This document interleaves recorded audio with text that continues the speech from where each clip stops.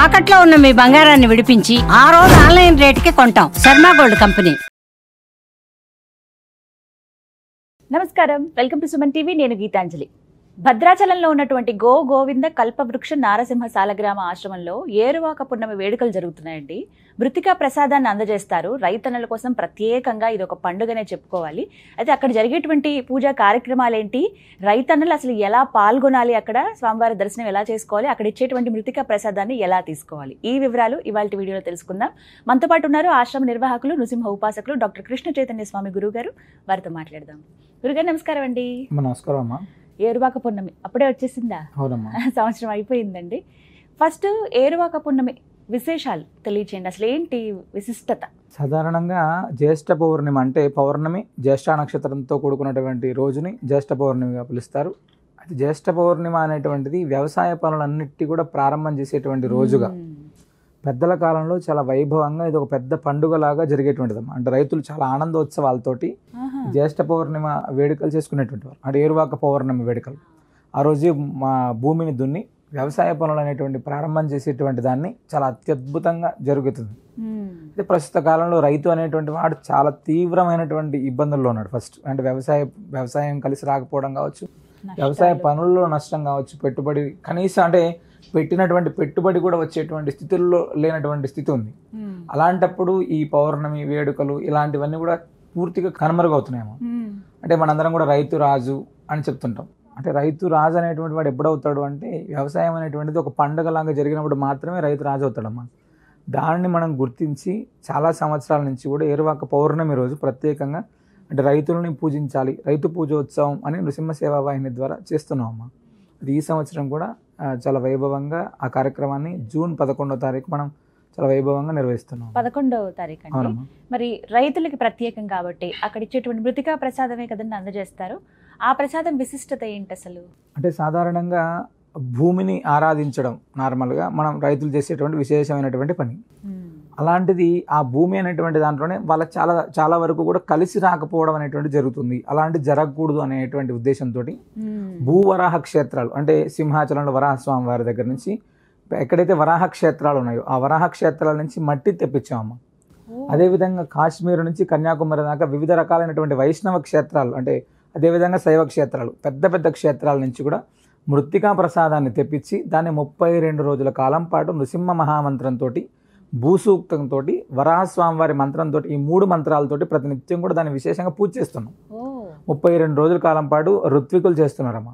ఆ 32 రోజుల కాలం పాటు చేసినటువంటి తర్వాత జ్యేష్ఠ పౌర్ణిమ నాడు దాన్ని అందరి రైతులకి కూడా ప్రతి ఒక్క రైతుకి ఆ రోజు వరాహస్వామికి సంబంధించినటువంటి హోమం, శ్రీ మహాలక్ష్మి హోమం అంటే భూదేవికి సంబంధించినటువంటి హోమంతో పాటుగా మహాలక్ష్మి హోమం చేసి రైతులందరూ బాగుండాలి. అంటే రైతులు అనేటువంటి వాడి ఇంట్లో అలక్ష్మీ దోషం ఉండకూడదు, వాళ్ళ ఇంట్లో ఎప్పుడు కలిసి రావాలి, దారిద్ర్యం అనేటువంటిది ఉండకూడదు అనేటువంటి సంకల్పంతో మహాలక్ష్మి హోమం, అదేవిధంగా రైతులు బాగుండాలి అనేటువంటి దాంతో ధన్వంతరి హోమాన్ని కూడా మనం చేసి వాళ్ళందరికీ కూడా ఆ ప్రసాదాన్ని అదేవిధంగా ఆ క్షేత్రాల నుంచి తెప్పించినటువంటి తీర్థంతో పాటుగా స్వామివారి అభిషేక జలం అంటే కల్పవృక్ష నరసింహ స్వామివారికి అభిషేకం చేసినటువంటి తీర్థాన్ని కూడా మనం ఆ రైతులకి ఇచ్చేటువంటి ఏర్పాటు చేస్తున్నాం. ఆ రోజు నుంచి ఒక 9 రోజుల కాలం పాటు రోజు ఇస్తారు.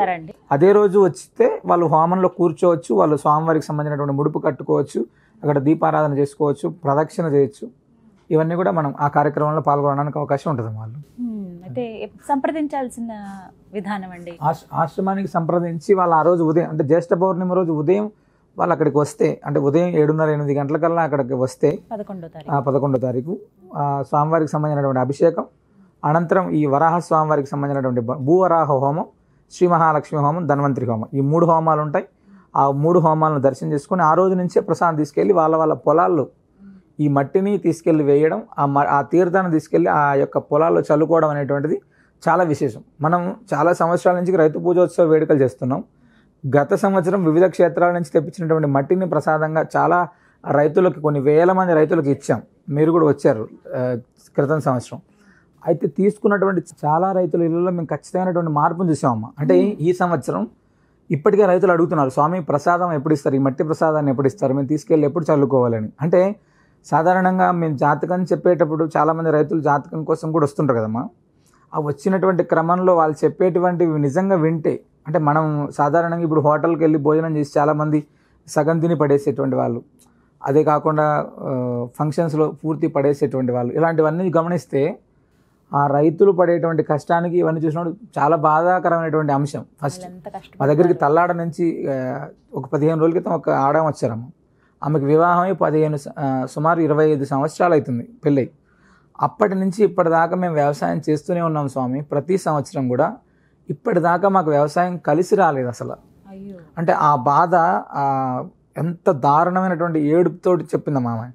అంటే ఇప్పటికైనా ఇక్కడికి వస్తే ఏదైనా ఈ మట్టి ఇస్తారంట కదా స్వామి, ఈ మట్టిని తీసుకెళ్ళి వేస్తే చాలామంది మా పక్కింటోళ్ళు ఎదురింటోళ్ళు వేశారు, మేము కూడా తీసుకుందామని వచ్చాం స్వామి ఈ సంవత్సరం. అంటే ఎందుకు కలిసి రాలేదమ్మంటే ఏదో ఒక నష్టం స్వామి. అంటే ప్రకృతితోటో లేకపోతే ఆ వ్యవసాయంతోటో లేకపోతే బయట ఉన్నటువంటి పరిస్థితులతోటో ఏదో తెలియనటువంటి నష్టం. సుమారు 35 లక్షల పైన అప్పు ఉంది స్వామి మాకి. ఎలా తీర్చుకుంటారమ్మా అంటే వ్యవసాయం మీదే తీర్చుకోవాలి స్వామి. ఈ సంవత్సరం వ్యవసాయం వస్తుంది అని 25 సంవత్సరాల నుంచి మేము ఇప్పటిదాకా వేస్తూనే ఉన్నాం. అంటే రైతు పడేటువంటి కష్టం మనందరం కూడా చెప్పేటప్పుడు చాలా ఈజీగా ఉంటుంది, కానీ అమ్మ చాలా దారుణమైనటువంటి ఇబ్బంది ఖచ్చితంగా ఉంటుంది రైతుల దగ్గర.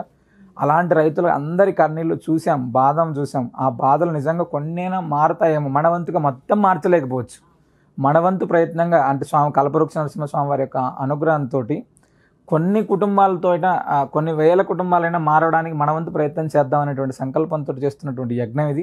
అవకాశం ఉన్నటువంటి అంటే ఈ వీడియో చూసేటువంటి చాలా మంది కూడా అవకాశం ఉంటే మనం కూడా కొంతమంది రైతులకు ఈ వీడియో పంపించే ప్రయత్నం చేద్దాం. ఎందుకంటే ఆ రైతులు అనేటువంటి వాళ్ళు బాగుండాలి అనుకునేటువంటి వాళ్ళు, కోరుకునే వాళ్ళు ప్రతి ఒక్కరూ ఉంటారు, కానీ వాళ్ళ విలువ అనేటువంటిది ఖచ్చితంగా మనకు తెలిసినప్పుడు. కాబట్టి దయచేసి మీరు కూడా ఎవరైనా ఈ వీడియో చూస్తున్నటువంటి వాళ్ళు రైతులకు తప్పకుండా ఈ విషయం తెలియజేయండి. భద్రాచల దివ్యక్షేత్రంలో కల్పవృక్ష నరసింహస్వామి వారి యొక్క దివ్య సన్నిధిలో జూన్ 11వ తారీఖు ఏరువాక పౌర్ణమి నాడు విశేషమైనటువంటి భూవరాహ హోమాన్ని, శ్రీ మహాలక్ష్మి హోమాన్ని, ధన్వంతరి హోమాన్ని నిర్వహించి రైతులకు మృత్తికా ప్రసాదాన్ని, అదేవిధంగా అక్కడ స్వామివారి అభిషేక తీర్థాన్ని ఇవ్వడం జరుగుతుంది. ఈ తీర్థం తీసుకెళ్ళినటువంటి ప్రతి కుటుంబం ఖచ్చితమైనటువంటి మార్పుని మనం చూడడానికి అవకాశం ఉంటుంది. మొత్తంగా ఇది ఆ రోజు విశేషం. అయితే నెంబర్కి ఫోన్ చేస్తే సరిపోతుంది. ఒకవేళ హోమంలో ఎవరైతే కూర్చోవాలనుకుంటారో ముందుగానే చెప్పాలి. ముందుగా చెప్పచ్చు, వచ్చి ముందుగా సంప్రదిస్తే బెస్ట్ అమ్మా. వచ్చిన వాళ్ళు కూర్చోవడానికి కానీ వాళ్ళకు ఉన్నటువంటి ఏర్పాట్లు కానీ ఆశ్రమ నెంబర్లను సంప్రదిస్తే వాళ్ళకి దానికి సంబంధించినటువంటి వివరాలు ఇస్తారు, తెలుసుకోవచ్చమ్మా. ధన్యవాదాలు గురువు గారు. నిజంగా గొప్ప విషయమే ఇది. వాళ్ళ కోసం అంటూ ఒక అడుగు ముందుకు వేయటము, అంటే మనకి చేతనైంది స్వామి అనుగ్రహాన్ని ఇలా ఈ విధంగా అందించడమే. కాబట్టి మంచి కార్యక్రమే ఎప్పటి నుంచో చేస్తున్నారు, ఈసారి ఇంకొంచెం కొత్తగా చేయబోతున్నారు. ధన్యవాదాలు గురువు గారు. విన్నారు కదండి, ఆశ్రమంలో ఏరువాక పున్నమి వేడుకలు అని చెప్పాను కదా, ప్రత్యేకించి రైతన్నల కోసం మృత్తికా ప్రసాదాన్ని అందిస్తున్నారు. మీరు ఆ రోజు నుంచి ఒకవేళ పౌర్ణమి రోజు మీరు వెళ్ళలేకపోతే కనుక వారం రోజుల పాటు అందిస్తూనే ఉంటారు. కాబట్టి మీరు వీలు చూసుకుని వెళ్ళండి.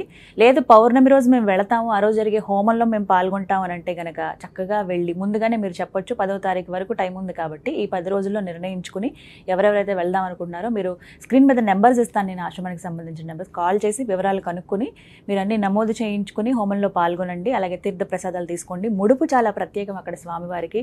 ప్రదక్షిణలు చేయడం ప్రత్యేకం. గోవుకి గోవిందుడికి ఒకేసారి ప్రదక్షిణ చేసే అవకాశం అక్కడ దొరుకుతుంది. ఎంతో మందికి స్వామి ఎన్నో రకాలుగా మహిమలు చూపించారు. ఇన్నేళ్లుగా రైతులుగా మీరు పడ్డ కష్టానికి ఖచ్చితంగా స్వామివారి అనుగ్రహం దొరుకుతుందని భావించి వెళ్ళండి. ఎవరైతే రైతులు మీకు తెలిసిన వాళ్ళు ఉన్నారో వాళ్ళందరికీ కూడా ఈ వీడియోని షేర్ చేయండి. నమస్కారం.